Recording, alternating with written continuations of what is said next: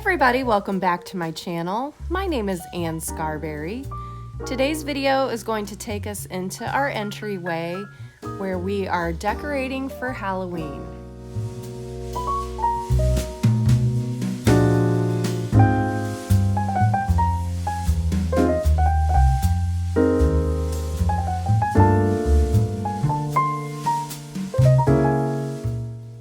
Now, like most of my decor, it has transitioned throughout the years, and Halloween has definitely changed the most, I would say. I lean towards the sweetness, the cuteness of Halloween. I don't like anything scary or gruesome at all. That's just not my personality. I'm actually afraid of that. I just don't like that. And now I have two grandbabies where I don't want them to walk in and see anything that might scare them. So all cuteness over here. So I'm just going through my box here, getting out what I think would be cute and go with my vibe here. I love retro in Halloween especially. I just think it's so much fun. So I'm picking out all of my old vintage finds and we're gonna work with what I have.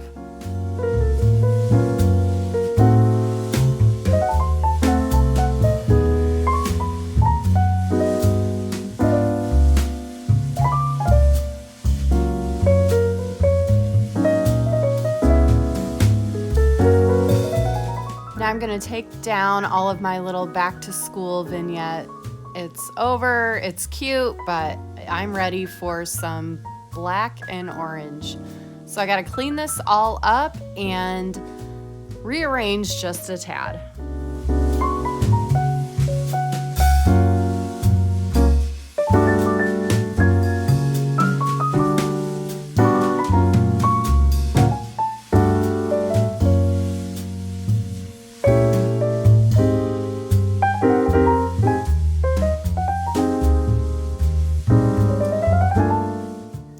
I've had this mirror on another part of our house and I love it, and I don't notice it very much because of where it is. So I thought I'd bring it out into the entryway and just kind of enjoy it out here for a month or so. We'll see. I'm sure it'll change again when I transition into Christmas, but for now I'm gonna use this mirror, and I just used the holes that were already in the wall. So it is hung a little high, so we'll work with that. I'll just be mindful of the things that I put on top of this table. They need to be high and fill up that gap between the space of the table and the mirror.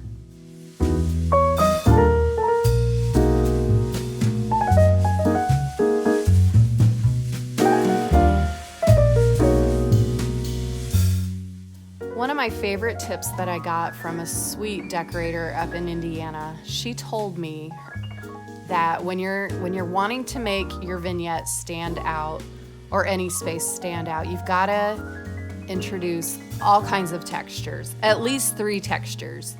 So already we have wood and we have metal, and now we're introducing a natural fiber.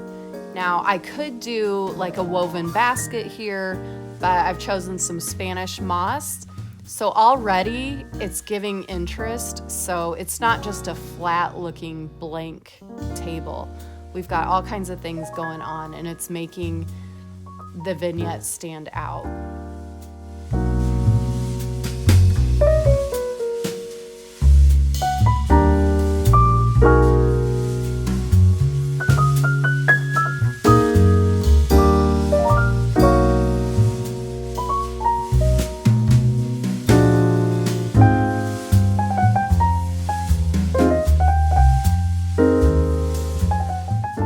I've hung up the paper pumpkins and now some felted pumpkins, and I brought in the lantern from the bench around the corner there. That was too low for my grandbaby to reach, so I needed to bring up height anyways, so I brought in the lantern with the candle. Now here I'm sticking little pieces of paper that have little Halloween poems on them. They fell out of a vintage magazine that I had, and they're just little brittle pieces of paper. But I just started sticking things here and there. I laid down a tattered piece of fabric that I've had forever. I think I got it at Dollar Tree. And then I strung a little string of paper lantern lights. I got it at home. And then I had some papers printed.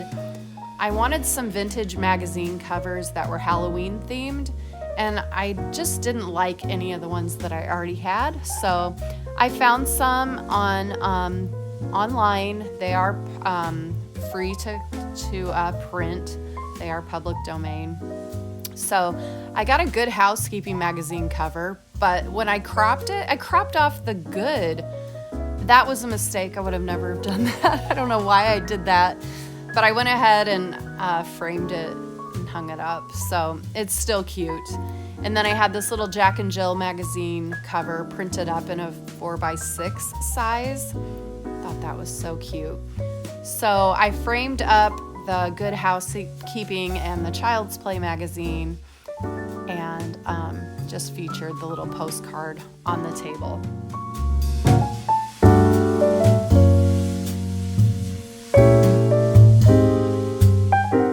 I brought in that little antique chair, and I tried the Happy Halloween pillow. It seemed a little big for the chair, so I tried the little pumpkin pillow, and it's okay. But I had these little bags. Remember these little paper bags? My grandma and grandpa always handed out their candy in these little paper bags, and my grandma would staple the top shut, and she would put the bags all in her big green Tupperware bowl. Remember the big green one? Well, she would keep it right next to her front door with a notebook and a pencil. And every Halloween, my grandma would have tally marks and count how many trick-or-treaters she had. And then she started to take note of how many cowboys she had, how many cheerleaders she had. And I remember Teenage Mutant Ninja Turtles was a hot thing. And she was so excited. She's like, there were 9 Teenage Mutant Ninja Turtles. I don't know why it was important to her to keep track of her trick-or-treaters. She always gave out great candy, and I just remember a bowl by the front door, probably a couple weeks in advance. They were always prepared, and I don't know why this bowl by my front door, it's just reminding me so much of my grandma, and I just had to do that. So I found those little plastic or paper bags at a thrift shop. I don't think they're vintage. They look vintage to me, but that just screamed Grandma and Grandpa's house. And I just filled them with some paper towels and stapled them shut, and I'm gonna keep these every year.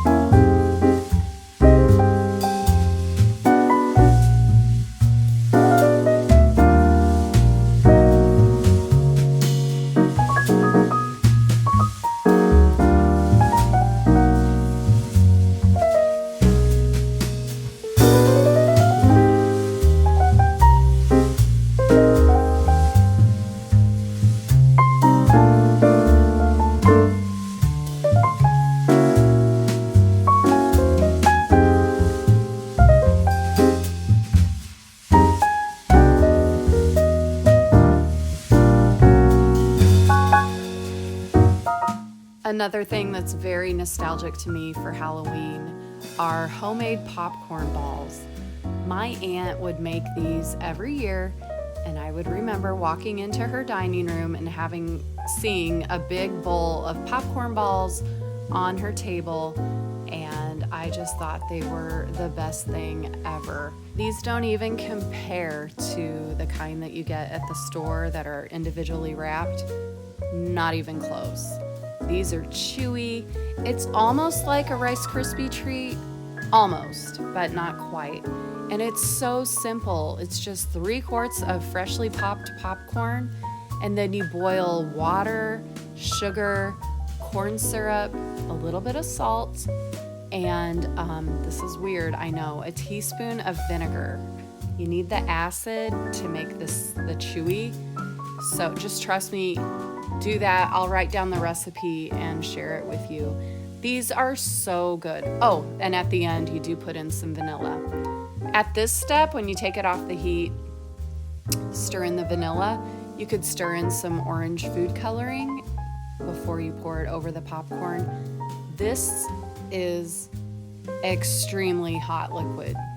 You have to be careful at this step. This is not a recipe that your kids help you out with. This is so hot. I think a rubber spatula is the easiest way to get the popcorn coated. You just want to make sure you go through your popcorn and get all of the seeds out that didn't pop, because that is a bummer when you crunch down on an uncooked popcorn kernel. I've noticed that it cools down faster if you lay it out on a piece of parchment paper, because there are hot pockets all throughout this, and it really does burn you. So lay it out if you can, let it cool down just a little. It cools very quickly. I buttered my hands with just a stick of butter there and rolled them into balls, and that's it. Whenever I have one of these, I just think of a hayride, Halloween, a bonfire. So many people in my life made these, and it's inexpensive, it's somewhat easy, and they are just so good. They're always gobbled up. We never have any left whenever someone makes a batch.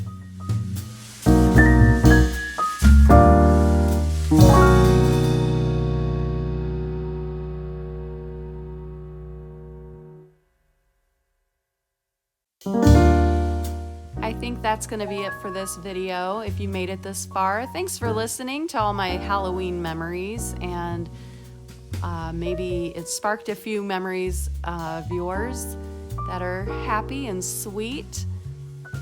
Give those popcorn balls a try. Maybe make it a new tradition in your home. It sure is a good one for us. As always, thank you so much for watching. I will see you all in the next video.